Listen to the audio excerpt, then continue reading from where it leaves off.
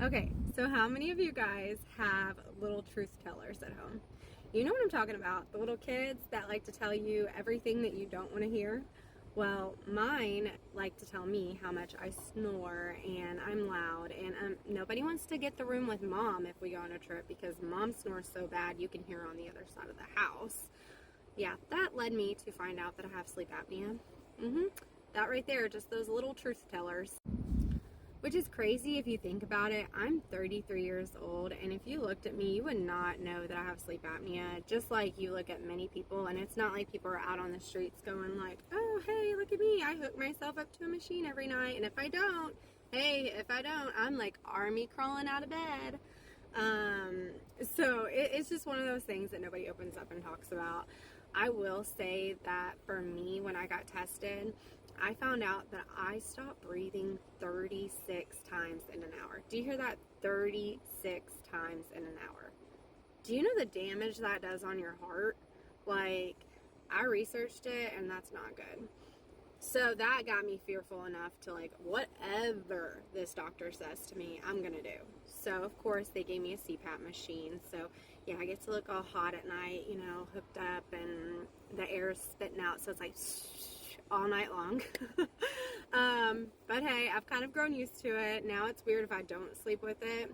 The funny thing is that before, if I would forget to wear my machine, so if I was stayed somewhere and I just forgot to bring it, you guys, I would be like dragging the next day. Like, somebody get me some coffee, get me, something to get me through the day.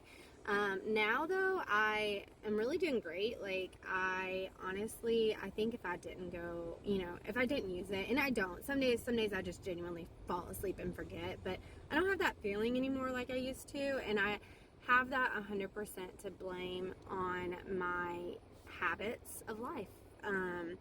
I'm taking supplements and fiber. I am intermittent fasting. I have lost, as of this morning, and this is very, very exciting, I have lost 57 pounds. That's huge. And I just remember, I remember going to the sleep apnea doctor. He's a great doctor, nothing bad to say.